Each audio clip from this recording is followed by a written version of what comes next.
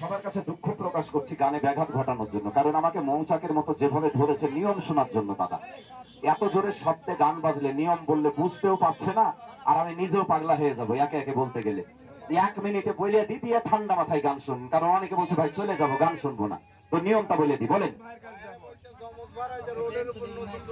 জি জি জি, ধন্যবাদ। ওই আমাদের সহকর্মী, ওরা ওই যমজ ভাই যারা দিয়ে গেছিল, একই তেল একই কোম্পানি, আমরা এক জায়গায় থাকি, অসুবিধা নাই ভাইজান।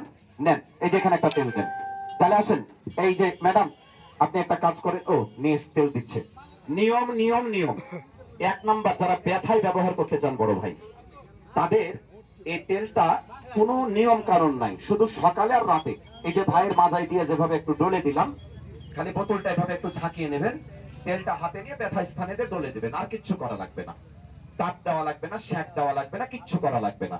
তবে হ্যাঁ, টাটকা কোনো ব্যথা যদি হয়, ধরেন মারামারি লেগেছে, ধরতে যে একটা লাঠির বাড়ি খেয়ে নিয়েছে, অথবা কোনো গাড়ি ঘোড়ায় অ্যাক্সিডেন্ট করেছেন, ধাক্কা লেগেছে, গরুর লাথি মেরেছে, এরকম টাটকা ব্যথা যদি হয়, তাহলে মাত্র 2টা বার একটু চামিচে তেলটা ঢালবেন।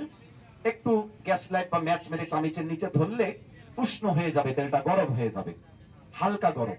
ওই তেলটা টাটকা ব্যথায় যদি ডলে দিতে পারেন, ভেতরে জমাট বাঁধা রক্ত থাকলে ওটা গলে যাবে, ব্লাড সার্কুলেশন ঠিক হবে, দ্রুত ব্যথাটা 2 বারে চলে যাবে। আপনাকে 15 দিন মারতে হবে না। কিন্তু যাদের এমনি বাতের ব্যথা, মাজা, হাঁটু, কোমর, তাদের গরম করার দরকার নাই বাবা। খালি সকাল বিকাল 2 বার করে ব্যথা স্থানে মালিশ করে দিবেন। বিকাল বলতে রাতে শোয়ার সময়, আর সকালে আবার যখন কর্মে বের হবেন তার আগে 2 বার করে। পুঁঠি রোগের জন্য বলছি, পুঁঠি রোগ